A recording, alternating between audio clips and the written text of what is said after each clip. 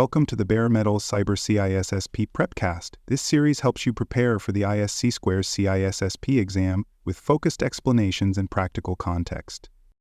In this episode, we're exploring the concept of defense in depth, with a specific focus on firewalls and demilitarized zones, also known as DMZs. These technologies are core components of network perimeter defense and play a vital role in protecting critical assets and services from external and internal threats. By implementing layered defenses, organizations can reduce risk, slow down attackers, and provide time for detection and response. Let's begin by understanding the importance of defense in depth. This term refers to the use of multiple, overlapping security controls throughout an environment. Instead of relying on one line of defense, such as a single firewall, defense in depth integrates a variety of security measures that work together to protect systems, data, and operations. Think of it as building a castle. You have outer walls, moats, inner walls, guards, locked gates, and towers for surveillance. Even if one layer fails, the others continue to provide protection. In the digital world, this means combining network controls, endpoint protections, access management, encryption, and user awareness programs. One of the main advantages of defense in depth is redundancy. If a firewall misconfiguration allows unwanted traffic, an intrusion detection system or a tightly configured application server may still prevent harm. Layering controls also improves detection. Anomalies might go unnoticed at the network layer, but be caught by behavior-based monitoring at the endpoint or application level. Defense in depth also helps with containment. If a threat actor gains access to a segment of the network, properly implemented segmentation, firewalls, and access controls can stop them from moving laterally. In other words, layered defenses buy time and limit the blast radius of a successful intrusion. Let's now focus on firewalls, a cornerstone of network security. Firewalls are devices or software systems that monitor and control incoming and outgoing network traffic based on predefined security rules. They act as gatekeepers, determining which traffic is allowed to pass between networks and which should be blocked. There are several types of firewalls. Packet filtering firewalls inspect individual packets and allow or deny them based on rules related to IP addresses, ports, and protocols. These are fast and simple, but they lack context and state awareness. Stateful inspection firewalls, also known as dynamic packet filtering firewalls, track the state of active connections and make decisions based on the context of the traffic. These provide more control and are widely used in enterprise environments. Proxy firewalls act as intermediaries between clients and servers. They terminate the client connection and establish a new connection to the target system on behalf of the client. This can help hide internal systems, enforce content filtering, and reduce direct exposure to external threats. Next-generation firewalls incorporate advanced features like deep packet inspection, intrusion prevention systems, application-level filtering, and user identity awareness. These firewalls can block traffic based on specific applications or behaviors, not just ports and addresses. Effective firewall management involves creating and maintaining detailed rule sets that reflect your security policy. Rules should follow the principle of least privilege, allowing only the traffic that is necessary for business operations. Logging and monitoring are also essential. Firewall logs provide visibility into access attempts, blocked connections, and potential indicators of compromise.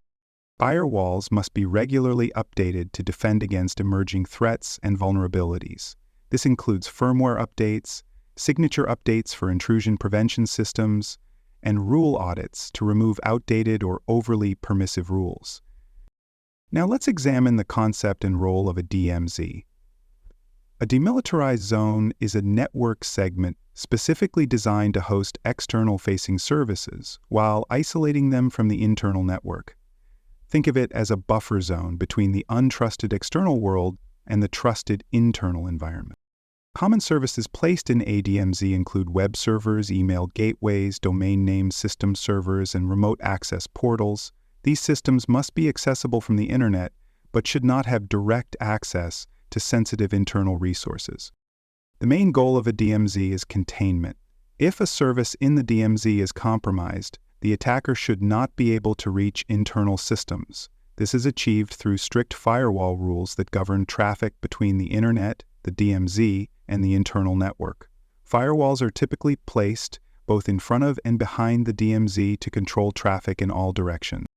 The firewall facing the Internet restricts which traffic can reach the DMZ. The firewall behind the DMZ restricts which traffic can reach the internal network. Ideally, there should be no direct connections from the DMZ to the internal environment, unless absolutely necessary, and even then tightly controlled. Effective DMZ implementation includes access control lists, network address translation, intrusion detection and prevention, and system hardening. All DMZ systems should be regularly patched, monitored, and isolated from one another as much as possible. For more cyber content and books, please visit cyberauthor.me. You'll find bestseller books, training tools, and resources tailored specifically for cybersecurity professionals. You can also visit baremetalcyber.com for more podcast episodes and exam support. Let's move into best practices for implementing firewalls and DMZs as part of a defense-in-depth strategy. Start by documenting your architecture. This includes network diagrams, firewall configurations, traffic flow maps, and access rules. Clear documentation helps security teams understand the design, troubleshoot issues, and support audits and compliance efforts. Create and maintain detailed firewall rule sets. Rules should be specific, purposeful, and reviewed regularly. Avoid overly broad rules that allow large ranges of IP addresses or ports unless absolutely necessary. Enforce deny by SQL policies where possible. Use network segmentation to support your DMZ. Isolate different parts of your network into logical or physical segments and use firewalls to control traffic between them. This limits the spread of threats and ensures better policy enforcement. Log and monitor firewall activity. Analyze logs for signs of scanning, unauthorized access attempts, or unusual patterns. Feed logs into a centralized security information and event management system for correlation and alerting. Conduct regular vulnerability assessments and penetration tests. These tests should focus on firewall rule effectiveness, DMZ configurations, and exposure of public-facing services. Simulate attacks to evaluate how well your defenses detect and respond to threats. Train your staff on managing firewalls and DMZs. Network administrators, security engineers, and compliance teams all play a role in maintaining these controls. Training should include rule creation, log interpretation, change management, and incident response procedures.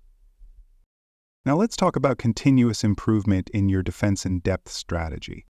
Start by reviewing and updating your controls regularly. As threats evolve, your defense strategy must adapt. For example, when a new vulnerability is disclosed in a firewall appliance or public-facing service, apply patches quickly and review your exposure. Analyze incidents. If a breach occurs, determine how the attacker bypassed or defeated existing controls. Did they exploit a weak firewall rule? Did they pivot through a misconfigured DMZ server? Use this insight to strengthen defenses and prevent recurrence. Conduct security assessments that include multiple layers of defense. Look not only at perimeter firewalls, but also at internal segmentation, endpoint protections, and user behavior. The strength of your defense-in-depth model depends on how well these layers work together. Collaborate across teams. Security cannot be the responsibility of one team alone. Work with IT, compliance, development, and operations to ensure consistent enforcement of security policies and shared responsibility for network protection. Provide ongoing training. Technology changes, threats evolve, and people move into new roles. Regular training sessions help reinforce best practices, share lessons learned, and promote a proactive security culture. Stay ahead of emerging technologies. As organizations adopt cloud infrastructure, software-defined networking, and hybrid environments, firewalls and DMZs must adapt. Evaluate whether traditional perimeter defenses remain sufficient and explore new tools like cloud-native firewalls, microsegmentation, and zero-trust network architectures. Thank you for tuning in to the CISSP Prepcast by Bare Metal Cyber. Visit baremetalcyber.com for additional episodes, comprehensive CISSP study resources, and personalized certification support. Strengthen your understanding of defense in depth with firewalls and DMZs, and will consistently support your journey towards CISSP certification success.